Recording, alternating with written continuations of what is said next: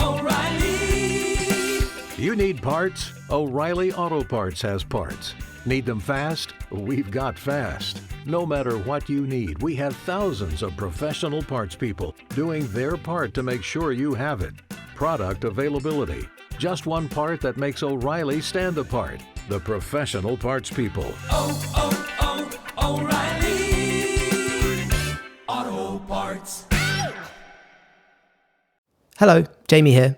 If you've been enjoying the podcast and want to show your support, I have a brand new Patreon page, and signing up will grant you access to the Right and Wrong Discord server, where you can interact directly with many of the authors, agents, and editors who have been guests on the show.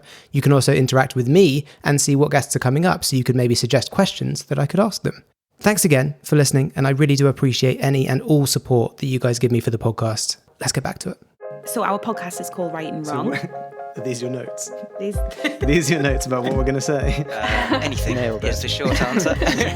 So how many novels did you not finish? Oh my God, so many. It was perfect. What's she talking about? This is nonsense. Ooh, a spicy question. I love it. This is it, guys. The big secret to getting published is you have to write a good book. You heard it here first. Hello, and welcome back to the Right and Wrong podcast. Today, I'm joined from all the way across the pond by novelist and writing coach, Mary Adkins. Hi, Mary. Welcome to the show. Hi, glad to be here. Thanks so much for coming. Let's start with, there's lots of things I want to talk about, but let's start with the novels. You've got, is it 3 books published? Yes, 3 novels, all published with HarperCollins. And actually 2 of them were published with Hodder in the UK, the first 2. Oh, okay. So the most recent one is Palm Beach, came out last year. Yes. And then you had Privilege the year before that, and your debut, When You Read This, came out in 2020. That one was 2019. Oh, was it so 2019? yeah, it was 2019, 2020, and 2021. And sometimes when people hear that, they think that I wrote them all that quickly, and I did not. Oh, okay. Okay. Were they all written sort of in advance of that then? All the first 2, yes, and in fact, I in a couple of countries sold my agent sold the first 2 together as a bundle. Oh. So they had the first one was written, the second one was drafted, and then my third novel, Palm Beach, I did write over the last few years. So. My first novel took me about 6 years to write. So I'd been working on that for quite a while before it came out. Oh, okay. And so you'd worked on that one for 6 years and presumably signed your agent with that novel. Did you then, during the process of that sort of going out on submission and stuff, write the second one? I wrote the second one before we went out on submission. So my agent and I, it's interesting because now that I'm working with writers, I see all different kinds of arrangements that they end up having with their agents and different kinds of relationships. So I'm really seeing like what the spectrum is. In my case, my agent and I worked on my book like a lot before we went out on submission. I mean, for about a year. So because she had lots of notes and she wanted to see some revisions. So I would revise, I would send her a draft, and then she would take some time to get back to me, like sometimes even a couple of months. And during that time, I wouldn't know what to do. So I started the next novel. So that's how I ended up with a draft of that novel before we even went out on submission with the first one. Was just essentially kind of juggling projects like that. Oh, okay. But it was only to some of the foreign publishers the international publishers that you actually went with 2 books to say, oh, look, exactly. do you want to print both? Oh, okay. That's interesting. Yeah. So all of your books are, would you say sort of thought-provoking dramas? Is that an apt description? Yeah, I like that. I would say that. And the first one I would say also has a lot of humor. Like that's the only novel of my 3 where people tell me that they laugh out loud a lot. And that was intentional. I tried to make it funny. That's good. Yeah, it's not like what?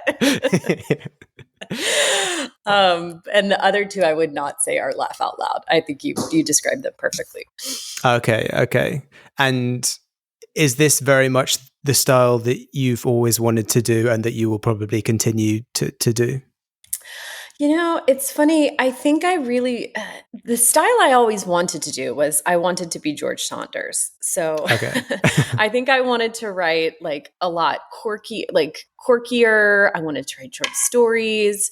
I wanted them to be weird. And that's just not what came out. So, I mean, I think I've kind of become and I'm still not, I haven't like written off that possibility. Maybe one day I will write in that style, but I think, I don't know if my experience is, like, I know all writers have different approaches, but in my experience, I think I have found success in really leaning into what comes to me more naturally than like trying to write in a certain stylized way that's not as natural to me.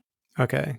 And that's really how I've landed here. So I sort of, like, all three of my novels were stories that just, kind of came to me, and I just wrote down what I was seeing in my brain. And that, which I know is like how most fiction writing, how most fiction writers would describe fiction writing.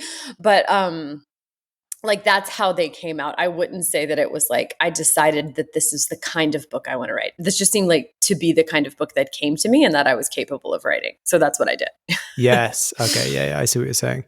And I do know that sort of once you have signed a book deal, that you kind of, as an author, sort of do get a brand. And whilst there's a lot of authors that do cross genres and age groups, it is often pushed that you will continue to do the thing that you do. Do you feel like that's part of it, or do you feel like these are just always the stories that come to you, and they do kind of follow the similar kind of trend?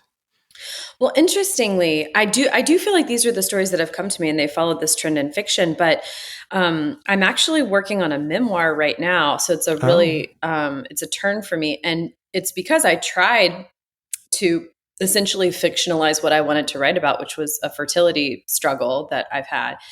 And as I was putting together a fictional outline, basically to kind of pitch the novel version of this, it was like, no, I can't, I don't actually want to write this as fiction. Like, it just felt like hauling a big suitcase uphill. So I decided to just completely set that aside and turn to nonfiction. So now I'm working on a memoir, and when I go back to fiction, I don't know, like, it'll be interesting. I mean, I haven't written books that I think are in a similar vein at all because of pressure from my editor. These are just the ones that came to me. And so I don't know how open, I don't know how open future editors would be to like a pivot, but I'm guessing pretty open, because I'm not, my book hasn't sold like Stephen King or anything. So they're probably pretty open to a pivot. Yeah. Okay. That's really interesting, because I was going to ask, do you have any interest in exploring different genres or age groups? But obviously now you're doing memoir. So is that does it feel very different? Is it a sort of a learning curve writing in that way versus the fiction? Yes, it really is. It's so different, and harder in a lot of ways for me, because I'm not quite used to being quite so vulnerable in my writing for others to read. And also, it was interesting. I was talking with a writer about this the other day. With my novels, I've always been really open to feedback. In fact, I love feedback. I love getting notes from my agent and editor, because in my view, like, it's just making the book better. So when they have ideas, it's like, great. And they've both said, like, wow, you're very open to our ideas. At one point, my agent said, I think you're a little bit too open to my ideas. But I always loved feedback for fiction. And for memoir, it's proving to be more complicated, because I think, and part of that is just the sheer fact that, like, I can't invent things. So, in fiction, I can be like, well, we don't really know much. It's hard to relate to this character in this moment. Can you let us inside her head more? What was she thinking? And I can just invent what she was thinking, right? Like, you just make it up. But if it's like, I'm having trouble relating to you in this moment, in this thing that happened in your life. What were you thinking? I can't make that up because it's nonfiction. And so it's like, well, if I don't, but what if I wasn't thinking anything? I don't remember. And so if you like I'm just like coming up against the constraints of memory and probably also like my own level of comfort with what I'm willing to share. And so it's almost like I have less raw material to work with because the sky's not the limit anymore. Like I can't just come up with completely fictional things. Yeah, no, that makes sense. And that's kind of challenging. Yeah, because I mean, writing is always, no matter what you're writing, I think it's always a very personal thing because it's all your words. Like I've had lots of agents come on and sort of talk about how precious it is that they get submitted these very raw kind of versions of stories and books, manuscripts, and that it is a very vulnerable thing. So, you know, kudos to anyone for writing something and then sending it out to the world. But I guess writing a memoir about yourself is, I guess also if someone's sort of critiquing it in a weird way, they're kind of like critiquing your life and like you very personally. Right. Right. It's funny because at one point I submitted some pages of my memoir to my writing group. And again, I'm used to writing fiction. And so they know me as very receptive to feedback, and they've known me for a long time. So I think they were just taking the same approach with memoir of like, just be very blunt with Mary.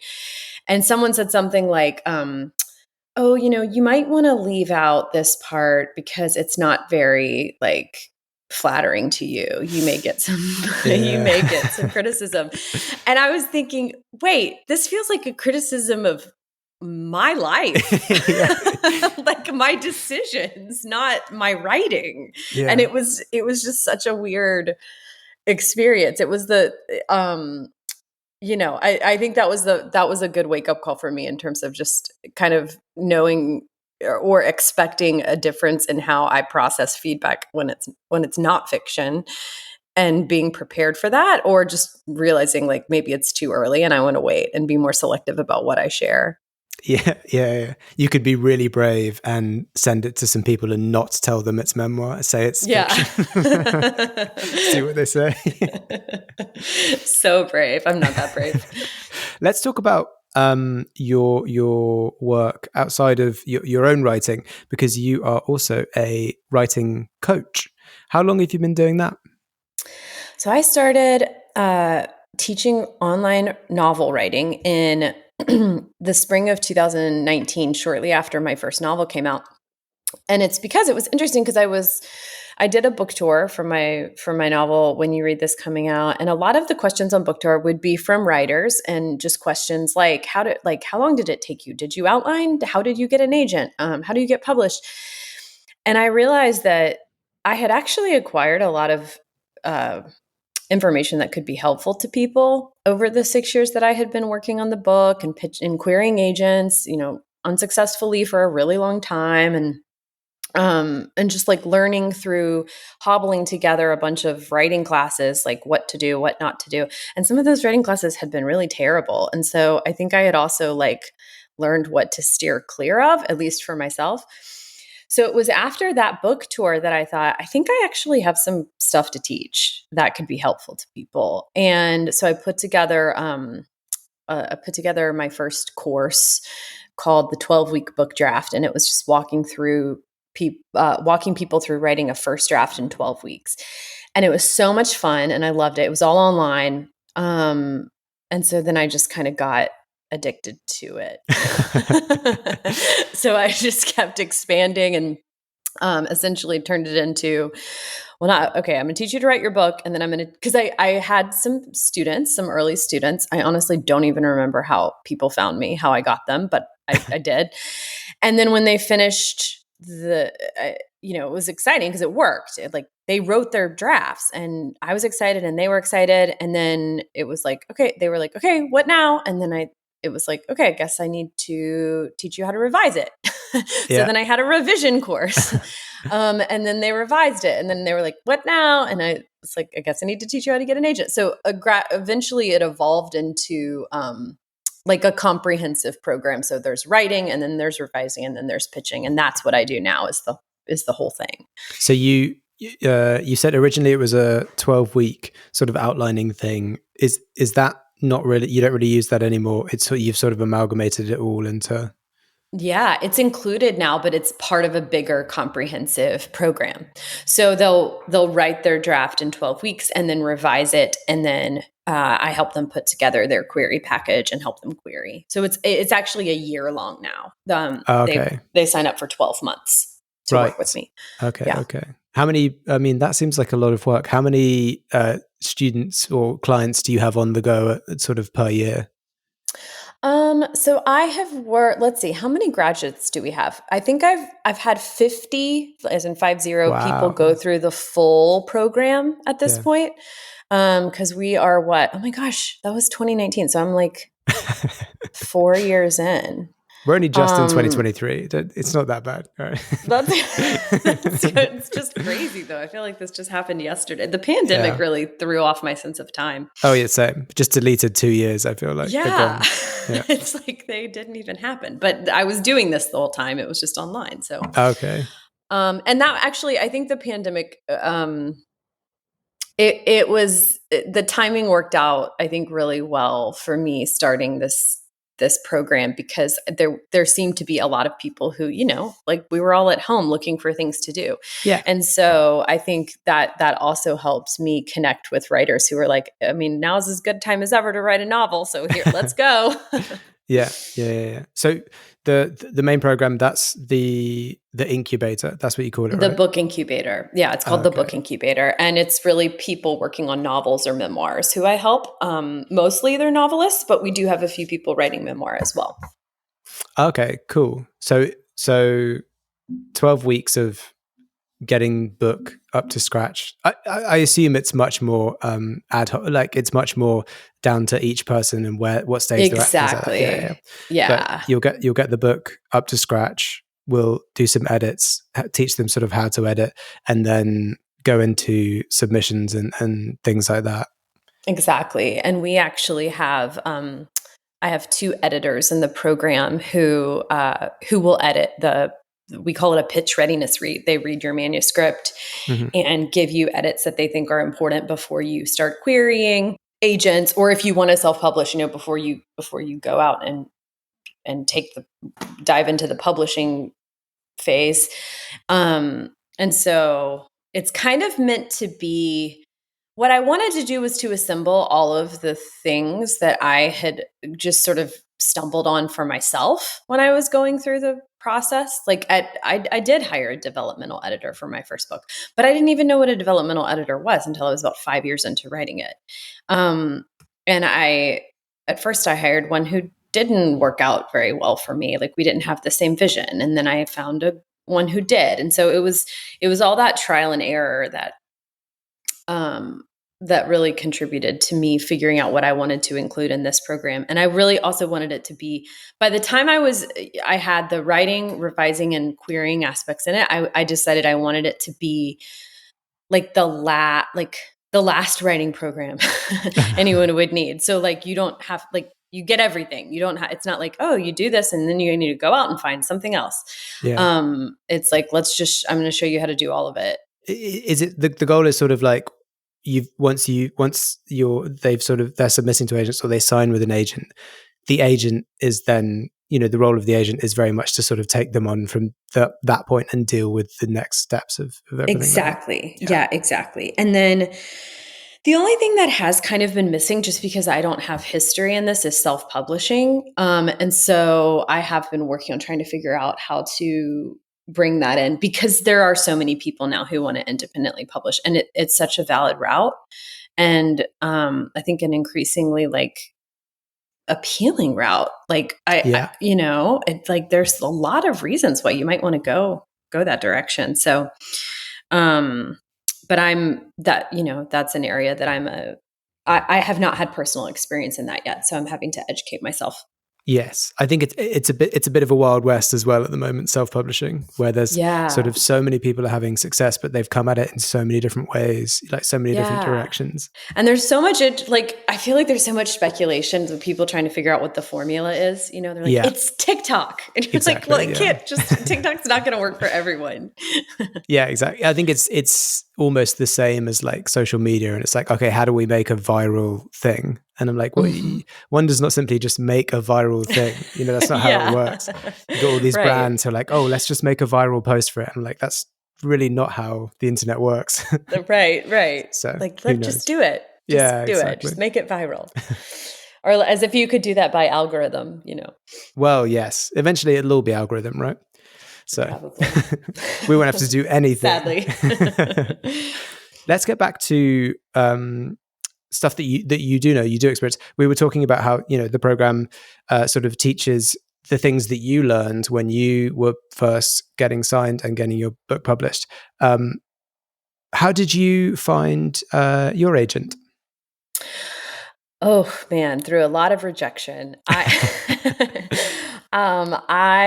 had over 70 rejections. I kept track of the agents I was querying in a spreadsheet, of course.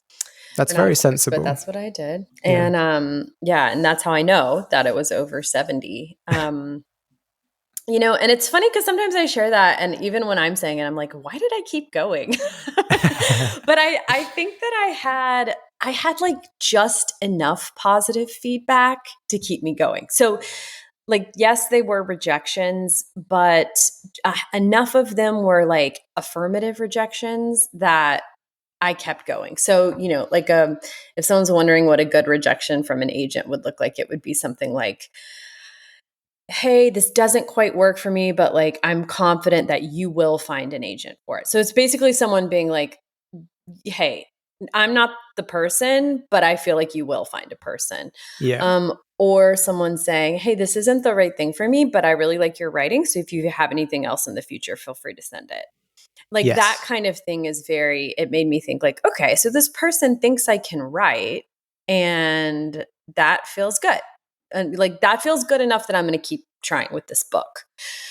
And so, it took me 70 rejections, and that was over about 3 years. So I was querying for a few years, and it was this kind of iterative process where I would get some rejections, and then sometimes they would say things like, this doesn't, I didn't really relate to this one character. And so I would think, okay, well, maybe I should do some more revising. So then I would often revise based on the feedback I was getting from these agents who were rejecting me, and then submit another round. So that's the reason for it actually occurring over years, is that it wasn't just sending out the query letters and, you know, just sitting on the same manuscript. I was doing a lot of revising in the meantime. Yeah, I do think that's actually not so irregular. I think there's lots of like very famous successful authors have talked about how many rejections they had, and I think between 50 and 100 is a lot of the time very par for the course. Oh, good. Okay. I was wondering because the other day I thought that, but then the other day, you know, I read a lot of blogs and newsletters and articles on writing, and I don't remember who it was, but an author who is also a writing coach wrote an article on querying, and she said, if you have more than 20 rejections, like it means that your book is not working. And I thought, oh, I had a lot more than that. I think the caveat there would be, if you have 20 rejections and you're not tweaking it, or sort of, if you've had 20 sort of like blank rejection, like ghost rejections, where you just get this sort of automated response of like, I'm sorry, this isn't right for us at this time, then, and you're not changing it, and you're not, I think it depends on the rejections, you know, and I think it also depends on if you're still working on it. Right. Yeah, that makes total sense. Like, you don't want to just be getting dozens of rejections and not doing something different, right? Because exactly, like, you want to be learning from what you're hearing back from people. Especially if you're getting feedback. I hear a lot of people tell me that you know you're onto something when you're getting feedback, because so many rejections will just be like a thanks but no thanks. Yes. So yeah, like if they're actually taking the time to tell you what they like or don't like. Or, I mean, and sometimes I'll tell writers, because, rejection's so hard, even when it's nice rejection. But like I'm working with a couple of people now in my program who are querying, and they're both getting that kind of rejection letter that says, this book is not for me, but feel free to send me something in the future.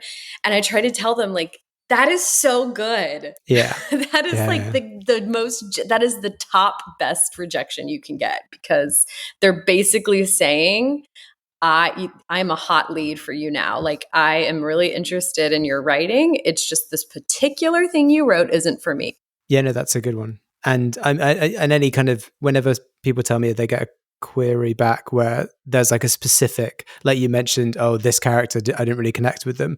That tells you that the agent has not only read it, but they've read it with a sort of intent and focus to kind of look through it and identify specific things to tell you. That's a really good sign. Yeah. Yeah. That's such a good point.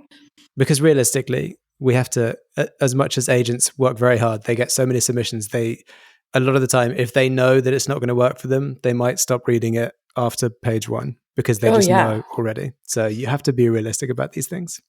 Yeah. And why wouldn't they? Like, they're on such a time crunch. I remember my agent telling me at one point that she gets like hundreds and hundreds of queries a week. And of course, like, when you're getting that many, you're gonna be really quick to stop reading, because how else are you even gonna get through all of it? Yeah, exactly. Yeah. There's lots of agents over here in the UK that will they'll close their submissions for months, just because they're so, not because their like list is full and they don't want to take any more authors, but because the pile of submissions that they have is so big that they have to stop taking new ones, otherwise they'll never get through all of them. Yeah, they have to catch up. Exactly, yeah, because they have to. The promise is that they will read every submission, at least have a look at every submission. So right, wow. Yes, it's difficult being an agent. I don't know if I would be brave enough for that kind of role. I don't think I would. I don't think I would. So something that I didn't mention in the introduction about you is that you used to be a lawyer, and as you put it on your website, a recovered lawyer. Were you always writing even whilst you were doing your law degree and like practicing? I was trying to. Okay. Not while I was getting my law degree, really, very much. Mostly I was during that time just enjoying school. I always loved school, so that was fun for me. But that's also why I thought I would like being a lawyer, and then I didn't. So on my first day of being a lawyer, I knew I had made a huge mistake. Oh dear. It was literally my first day. I thought, oh boy, oh no. I've made a terrible mistake. I had taken a wrong turn. And I started looking for a new job immediately. I mean, oh no. My first day. So I was only a lawyer for, like, a practicing lawyer. I was only one for 7 months. Didn't even make it a year. And I wasn't, and one reason it was so hard is because I did not have time to, I mean, I was an associate at a big corporate law firm, and in New York City, and those are notorious for really kind of working their lawyers to death, which was definitely the case. I mean, I had a BlackBerry. Are BlackBerries still around? I don't know. I don't think so. I don't think so either. Yeah. But at the time they were. We were given a BlackBerry, and you were on call 24/7. So it was just like understood that you would just have your phone on, and you could be called at any time to do something. I remember getting assignments at like 11 p.m. Wow. So I didn't have time to write, and that was killing me, because even in law school I found time to write little things, like a short story here or there, or like a little play, or I would just, it was always my creative outlet and kind of how I stayed sane. And yeah, so I think that was part of it too. The reason being a lawyer felt like such an ill fit was it was the scheduling as well. Like it was all consuming, and which of course is not healthy for anyone as a lifestyle. But in my case, it was just really difficult not to have that creative outlet. So yeah, I understand. So I lasted 7 months. well, and left. well, during that 7 months, and then obviously the time you were doing the degree, and do you use any of that kind of legal knowledge, that legal know-how? Do you bring it into your novels, into your writing? Oh, yes, for sure. I mean, especially my second novel, Privilege, is about a sexual assault on a college campus and then the ensuing judicial procedure that happens on campus around it.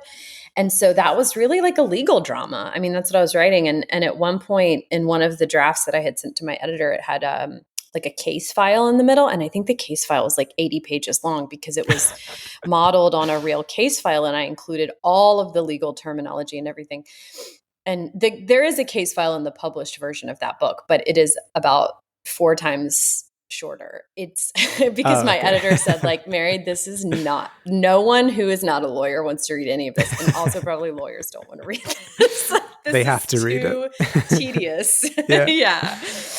And so I thought, okay. Cause that stuff is still really interesting to me. And so, yeah, I do think it came in.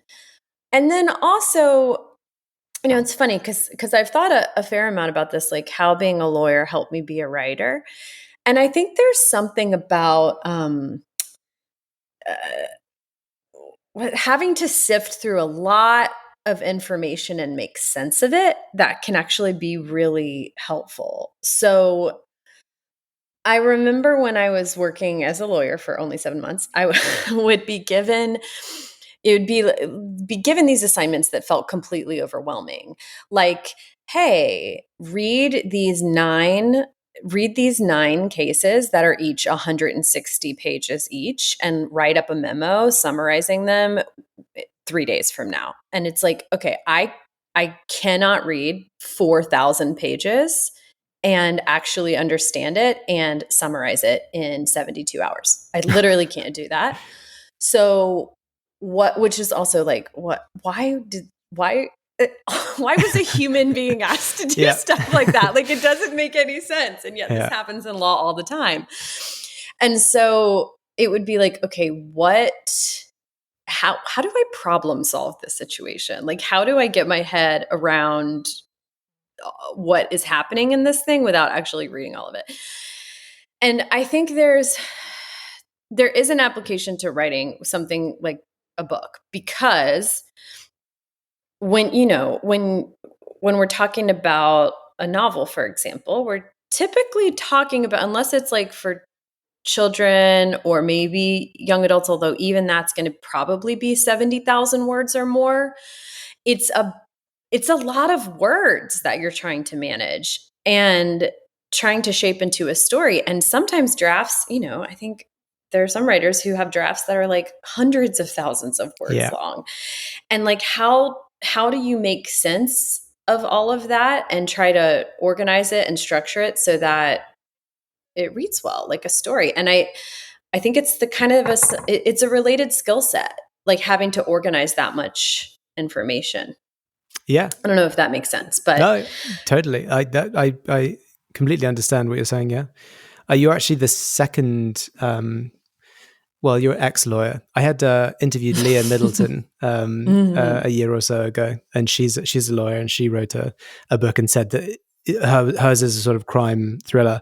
And she mentioned that, just knowing a lot of the sort of ins and outs of how cases work, which she finds very interesting, like really goes through into the book and everything. She tried to make sure everything was like correct and how like kind of the procedures would work in the book. Yeah. That cool. Part's really fun. And then you probably, there even though not many people would even notice or care about that, it's like, well, you just want to get it right because you you have that background.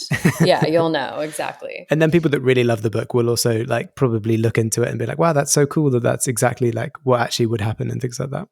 Yes. Amazing. Totally.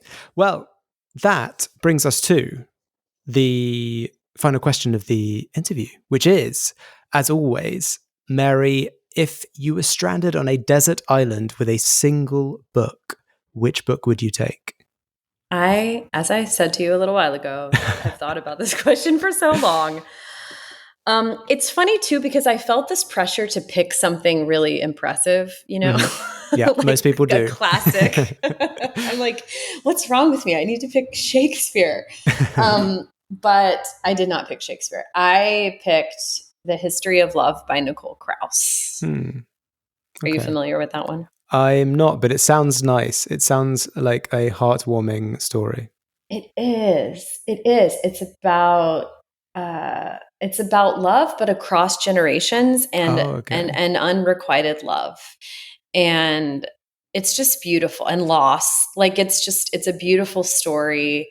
And I think it's still one of my favorite. It was published, I think, in 2004. But it's been one of my favorite books ever since I read it. And I think it's just the kind of book that would bring me a lot of comfort on a desert island. Yes, it sounds like a nice book to have in isolation. Yeah, exactly. And I recommend it if people have not read it. It's beautiful. Amazing. Well, sounds like a great choice. Thank you so much, Mary, for coming on the podcast and telling us all about your writing and your work as a writing coach and your memoir, which is very exciting. Sounds like a really cool new writing adventure for you. Yeah. Well, thank you. This was really fun chatting. Thanks for having me. You're so welcome. And for anyone listening, if you want to keep up with what Mary is doing, you can follow her over on Instagram at @AdkinsMary, or head over to her website, maryadkinswriter.com. To make sure you don't miss an episode of this podcast, follow along on Twitter, Instagram, TikTok, and Facebook. We also have a Patreon for insider access. And if you want more bookish discussion, check out my other podcast, The Chosen Ones and Other Tropes. Thanks again to Mary, and thanks to everyone listening. We'll catch you in the next episode. Marcus is a connoisseur of anything that's free, so he was happy to read the disclaimer on TurboTax Free Edition. Roughly 37% of taxpayers qualify. Form 1040 and limited credits only. See how at TurboTax.com. That's me! File your taxes 100% free with TurboTax Free Edition and get your max refund guaranteed. See if you qualify to file for free at TurboTax.com. See max refund guarantee details at TurboTax.com/guarantees.